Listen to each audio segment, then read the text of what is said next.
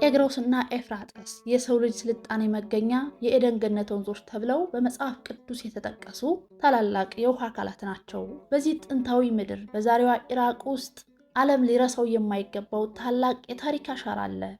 ብዙዎቻችን ኢራቅን ከጦርነትና ከግጭት ጋር ብቻ እናያይዛታለን። ይህች ምድር የአብርሃም መነሻ፣ የነቢዩ ዮናስ የጥፋት መልእክት የተሰማባትና የነቢዩ ዳንኤል ምስክርነት የታየባት ጥንታዊቷ ሜሶፖታሚያ ነች። ከ2000 ዓመታት በፊት ሐዋርያት የእምነት ዘርን የዘሩባት፣ ዛሬም ድረስ የጌታችን የኢየሱስ ክርስቶስ ቋንቋ የሚነገርባት የቅዱሳን ምድር እንደሆነች ያውቁ ይሆን? በዛሬው ዝግጅታችን በጤግሮስና ኤፍራጥስ ዳርቻ የሚገኘውን የክርስትናን ምስክርነት እንቃኛለን። አብራችሁን ቆዩ። ከወደዳችሁት ላይክ አድርጉ። ለቻናላችን አዲስ ከሆናችሁ ሰብስክራይብ እያደረጋችሁ ቤተሰብ ሁኑ። የሐዋርያት ተልእኮ መነሻው ጌታችን ኢየሱስ ክርስቶስ ከመስቀሉ በፊትና ከትንሣኤው በኋላ የሰጣቸው አደራ ነው። እንግዲህ ሂዱና አሕዛብን ሁሉ በአብ በወልድና በመንፈስ ቅዱስ እያጠመቃችኋቸው ያዘዝኳችሁንም ሁሉ እንዲጠብቁ እያስተማራችኋቸው ደቀ መዛሙርት አድርጓቸው ይላል በማቴዎስ ወንጌል ምዕራፍ 28 ቁጥር 19 እስከ 20። ክርስትና ወደ ምዕራብ ሮም አውሮፓ እንደተጓዘ ሁሉ ወደ ምስራቅም በታላቅ ኃይል ተጉዟል። በኢራቅ ምድር ለተመሰረተው ክርስትና 3 ቁልፍ ሐዋርያዊ ምስክሮች አሉ። አንደኛ፣ ቅዱስ ቶማስ ወደ ህንድ ከመሄዱ በፊት በፋርስና በሜሶፖታሚያ በዛሬዋ ኢራቅ ወንጌልን የሰበከ የመጀመሪያው ሐዋርያ ነው። ሁለተኛው ሐዋርያ ቅዱስ አዳይ ነው። ከ72ቱ አርዕድት አንዱ ሲሆን በኤዴሳና በጤግሮስ አካባቢ ቤተክርስቲያንን በማጽናት ይታወቃል። ሶስተኛ፣ ቅዱስ ማሪ የአዳይ ደቀ መዝሙር ሲሆን በደቡብ ኢራቅና በፋርስ ወንጌልን በስፋት ያስፋፋ ታላቅ ሚስዮናዊ ነው። በኢራቅ የነበረው የሐዋርያት ተልእኮ ከሌላው የሚለይባቸው ነጥቦች አሉ። አንደኛው የባህልና የቋንቋ ትስስር ነው። ሐዋርያቱ ይሰብኩ የነበረው በወቅቱ በዚያ ምድር ይነገር በነበረውና የጌታ ቋንቋ በሆነው አረማይክ በመሆኑ ወንጌል በሰዎች ልብ ውስጥ በቀላሉ ሊሰርጽ ችሏል። ሐዋርያቱ በምኩራቦች ውስጥ በመገኘት ለአይሁድም ለአሕዛብም ክርስቶስን ሰብከዋል። ሐዋርያት ወደ ኢራቅ ሲሄዱ የታጠቁት ወርቅና ብር አልነበረም። ይልቁንም የክርስቶስን ፍቅር እና የትንሣኤውን የምስራች ብቻ ነበር። ዛሬ እነዚያ ሐዋርያት የረገጧቸው የጤግሮስና የኤፍራጥስ አሸዋዎች አሁንም ድረስ የደማቸውና የጸሎታቸው ማዛ አለባቸው። በሐዋርያት ሥራ ምዕራፍ 1 ቁጥር 8 ላይ ነገር ግን መንፈስ ቅዱስ በእናንተ ላይ በወረደ ጊዜ ኃይልን ትቀበላላችሁ፣ እስከ ምድር ዳርቻም ድረስ ምስክሮቼ ትሆናላችሁ ይላል። በቤተ ክርስቲያን ታሪክ ውስጥ አንድ እውነት አለ። የሰማዕታት ደም ለቤተ ክርስቲያን ዘር ነው። በጤግሮስና በኤፍራጥስ ወንዞች መካከል ያለው ምድር ደግሞ ይህ ዘር በብዛት የተዘራበት ምድር ነው። በኢራቅ ክርስቲያን መሆን ማለት በቃላት ብቻ ሳይሆን በሕይወት ምስክር መሆን ማለት ነው። የታሪክ ፈተናዎች ገና በጧቱ በፋርስ ነገስታት ዘመን በሺዎች የሚቆጠሩ አማኞች ስለ ክርስቶስ ፍቅር ሲሉ አንገታቸውን ለሰይፍ ሰጠዋል። ከዚያም በኋላ በነበሩት ዘመናት ሁሉ የእምነት ዋጋቸው ሞት ወይም ስደት ነበር። በተለይ በቅርብ ዓመታት በነነዌ ሜዳዎች ላይ የታየው መከራ ዓለምን ያስደነገጠ ቢሆንም የኢራቅ ክርስቲያኖችን ግን ከእምነታቸው ሊያናውጣቸው አልቻለም። ረስታችሁት ካልሆነ ከጥቂት ዓመታት በፊት በኢራቅ ታጣቂዎች የክርስቲያኖችን ቤቶች አንድ ባንድ እየመረጡ ኑ የሚል ምልክት ያደርጉበት ነበር። ይህም ናዝራዊ መሆናቸውን ለመለየትና ንብረታቸውን ለመውሰድ ነበር። ነገር ግን ይህ የማንነት መለያ ምልክት ለክርስቲያኖቹ የውርደት ሳይሆን የክብር አክሊል ሆነላቸው። ምድራዊ ቤታቸውን ቢቀሙም ዘላለማዊ መዳኛ የሆነውን እምነታቸውን ግን ሊቀሙ አልተቻሉም። የእምነት ዋጋ ሲባል ኑሮ ሲመቻች የሚዘመር መዝሙር ብቻ አይደለም። ይልቁንም ሁሉን ነገር ባጡበት ሰዓት ክርስቶስ ይበቃኛል ማለት ነው። በኢራቅ ምድር የሚገኙ ወንድሞቻችን እና እህቶቻችን ዛሬም ድረስ በፈረሱት አብያተ ክርስቲያናት ውስጥ ቁመው የሚጸልዩት እግዚአብሔር ታማኝ መሆኑን ስለሚያውቁ ነው። ዛሬስ እኛ ለእምነታችን ምን ዋጋ እየከፈልን ነው? ይህ ጥያቄ በእውነት ጥልቅ የሆነና እያንዳንዳችን ቆም ብለን ራሳችንን እንድንጠይቅ የሚያደርግ ወቅታዊ ጉዳይ ነው። የእምነት ጽናት ሲባል በሰላም ጊዜ ብቻ ሳይሆን ፈተናና መከራ በሚበዛበት ወቅት የሚታይ እውነተኛ ማንነት ነው። በኢራቅ ያሉ ክርስቲያኖች ለዘመናት የቆየ ታሪካቸውን፣ ንብረታቸውንና ሕይወታቸውን ጭምር ለእምነታቸው መስዋዕት አድርገዋል።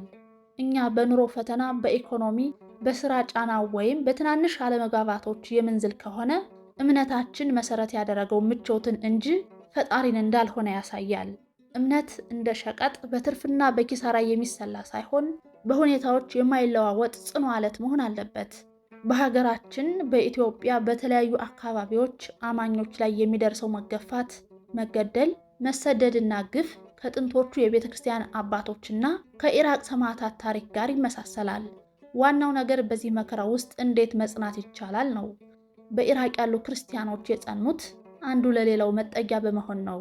እኛም በአሁኑ ሰዓት የተቸገሩትን በመርዳትና ለተገፉት ድምፅ በመሆን የክርስቲያናዊ ፍቅርን በተግባር ማሳየት ይኖርብናል። መከራ ጊዜያዊ መሆኑንና ከዚህ በኋላ የሚመጣው ክብር እንደሚበልጥ ማሰብ ግድ ነው። ዛሬ ዋጋ መክፈል የግድ ሰማዕት ብቻ መሆን አይደለም። ይልቁንም በክፋት ምትክ በጎነትን በማሰብ በጥልቅ መሃል ርቀን በመስበክ በኑሮ ውድነትና በጭንቀት ውስጥ ሆነን ፈጣሪን ከማማረር ይልቅ በማመስገን ለእውነት በመቆም የሚመጣውን ጫና በትዕግስት መቀበል ዋጋ መክፈል ነው። እንደ ኢራቅ ክርስቲያኖች ታሪክ ሁሉ መከራ እምነትን አያጠፋውም፣ ይልቁንም ያጠነክረዋል። በኢትዮጵያ የምንገኝ ክርስቲያኖችም በዚህ አስቸጋሪ ወቅት ነው መጽናት የምንችለው።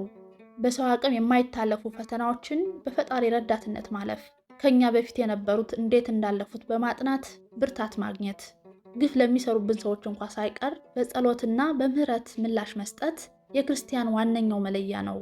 እምነት የሚለካው በፈተና እሳት ውስጥ ሲያልፍ ነውና ዛሬም የሚገጥሙን ትናንሽም ሆኑ ትላልቅ ፈተናዎች ለበለጠ መንፈሳዊ ጥንካሬ እንደሚረዱን አምነን በጽናት መቆም ይገባናል።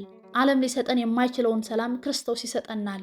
ይህን ሰላም ደግሞ ዓለም ሊነጥቀን አይችልም። ጌታችንና መድኃኒታችን ኢየሱስ ክርስቶስ በምድር ላይ ሳለ የተናገረበት ወንጌልን የሰበከበትና ለአባቱ የጸለየበት ቋንቋ አረማይክ ነው።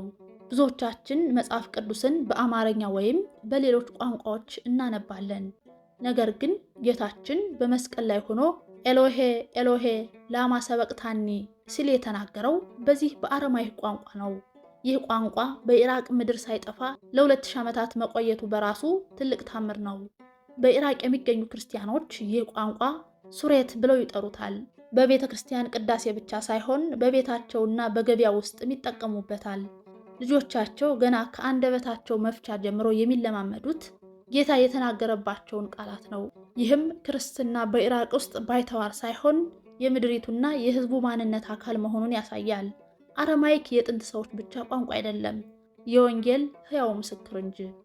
ዛሬም በኢራቅ አብያተ ክርስቲያናት ውስጥ አቡነ ዘበሰማያት ወይም አባታችን ሆይ ተብሎ ሲጸለይ ድምፁ ከ2000 ዓመታት በፊት በገሊላ ኮረብታዎች ላይ ይሰማ ከነበረው ጸሎት ጋር አንድ ነው።